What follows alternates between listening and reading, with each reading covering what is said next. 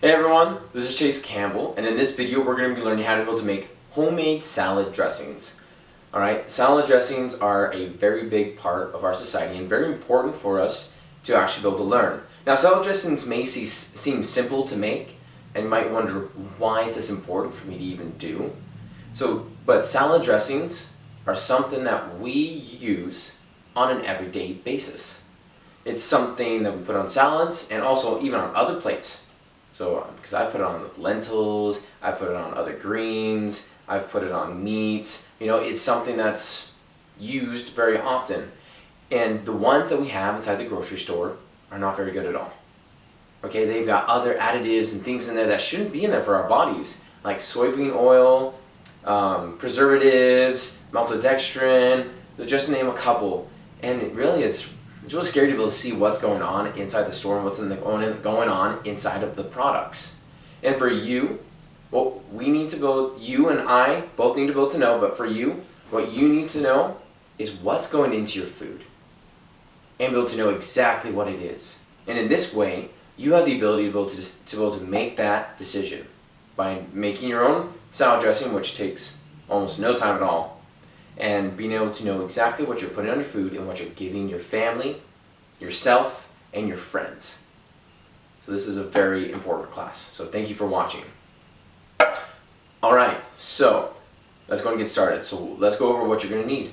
So what we're going to need is we are going to need vinegar. Okay, I've got two different kinds just to show you that you can use different kinds, whatever vinegar you want.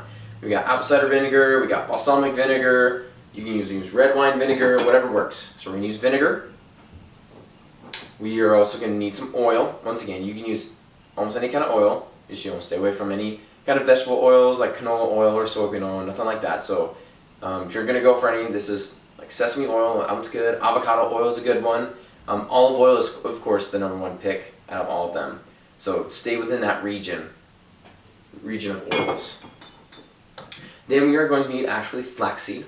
Add a little bit of extra nutrition spunk to our salad dressings. Alright, so this is a Barlean's brand that I would recommend. You can actually get it at most health food stores that you go to. Just look in the supplement area, and it's actually going to be in a fridge, a cool area, because it needs to be kept cold. And then we got mustard. We're going to be using that. And then this is actually going to be used for later at the very end. So this is actually cultured cream. And we're going to be making a creamy dressing later on for us to be able to show you how you can make different salad dressings just out of this one. So I'm just showing you the basic dressing first, and then I'll be showing you a little bit more later on. And then salt for tasting. You also need a 1 pint jar. So it just depends on how much you're making. If you're not making a lot, just enough for the week, a 1 pint jar will usually do you. If you find that you go through a lot, you can do a quart-sized jar as well. That one's up to you. You're gonna just have to adjust what we're doing here.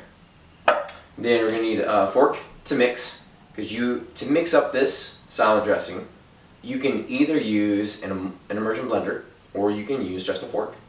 So either way works.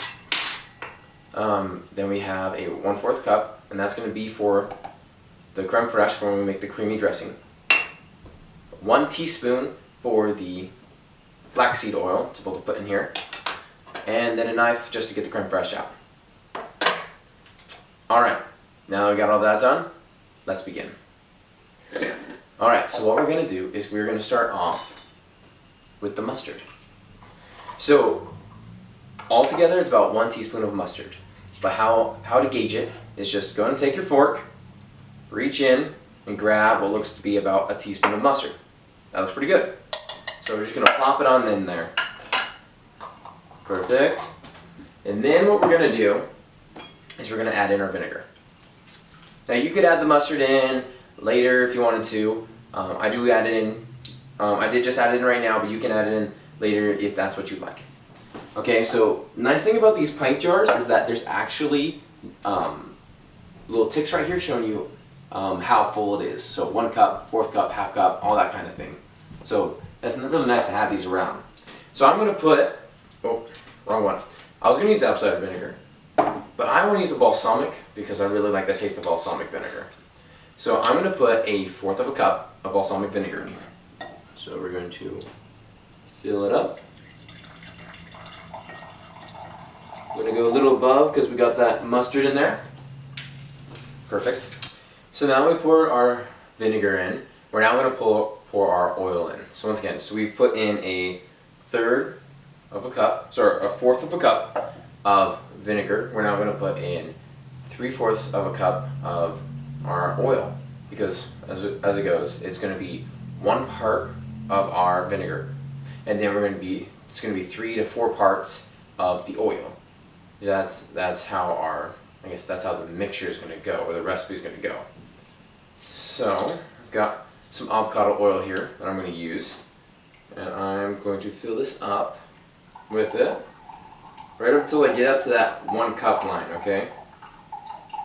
Here it goes. I might need to grab some more real quick.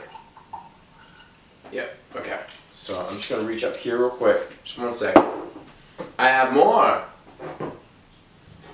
Voila. Okay. So now we're just going to throw some more in there until we get up that line. There we go. Yeah.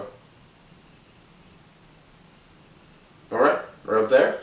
So I did 1 part vinegar and 3 parts of the oil. Perfect. So now that we have it in there, what we're going to do is we're going to take our fork, and I'm then going to mix it up. Once again, people also recommend an immersion blender as well for this. So real quick, in and out, stuff like that, to be able to make it really easy. You can put, once again, like you can see, this is working quite well too. Be able to get it mixed up, emulsified together. It's gonna have that nice, delicious taste to it. Alright, so now we're done mixing up. After you're done mixing it, that's when we're gonna add in the flax oil. Okay? So we are just gonna get a teaspoon of it. This one sprays out, so just be gentle. There we go. A little bit more. Oh, there we go. And we're gonna pour that in. There we go. Alright. Alright, and then you'll just gently mix that one in to the rest of it, and boom, you now have your salad dressing. And it's that easy. Seriously, it took us like, while I was talking to you guys, so probably took about maybe like 2 minutes, 3 minutes tops, in all honesty. So there we have it. That's how easy it is for you to make salad dressing at your own home. Now I'm going to show you how to be able to make the creamy dressing. So here is creme fraiche that I've made at home, or cultured cream. For people who don't really know what all that is, sour cream. Sour cream at the store. It's not really sour cream, it's cultured and not soured. Just to help determine that. So what I'm going to do is I'm going to be taking 1/4 a cup of my creme fraiche, or sour cream for the people who know it as that. And I'm going to be plopping it in here and mixing it up just as well. So this is where it gets into, you have a lot of artistic ability with this. You can definitely do what you would like. Make what kind of dressing you would like. It's very fun to try out new things. I've tried out an Italian. I've done this one before. The blue cheese is amazing. You can even put an egg in here if you'd like. The egg needs to be refrigerated though. So like for the one that I'm doing right now, the cultured cream and everything, doesn't have to be refrigerated. You can definitely refrigerate it, just the oils will seize up while in the fridge. So, because it's cultured, the cream, so it'll last on its own, especially within all the oils. So there we go. And once again, with the cultured cream, if you have a bigger one, so if you did decide to do a quart size one, then just go ahead and add in 1/2 cup instead, to be able to continue making that creaminess, or just add in as much, and I guess add as much as you would like until it gets consistent you like. If you like a more like buttermilk ranch consistency, boom, do it, man. Enjoy that buttermilk ranch. But for me, this is a pretty good one, unless I decide another day that I want something thicker and creamier. So once we have it in, we're just going to mix it together again with our fork. Once again, you can use an immersion blender, and an immersion blender will do this very, very quickly for you. But when in doubt and you don't have an immersion blender, using just a fork works perfect as well. Just kind of your pan going. You can tilt to the side if you want. You see how creamy it's starting to get now? It's no longer just a dark color. It's got the light color in it. And then right there, still got a little bit of chunks of the cream in there, but it'll all pass by. Pass by soon. So another little trick that I've seen other people do is if you guys have blender balls at home, you could actually just plop a blender ball in here, put the cap on, and shake it up real quick. That is an awesome idea for a real quick way to be able to make up dressings. But yeah, right there, now we have a creamy dressing. So, and that's it. That's it. That's totally it. It's that easy. So for all you out there, take this opportunity and start making your own homemade salad dressings. It really will make a difference in your life, in your family's life, and in your friend's life when you are putting good nutrients into your body, good foods, and you know exactly what you are putting into your body. So, thank you so much guys for watching this video.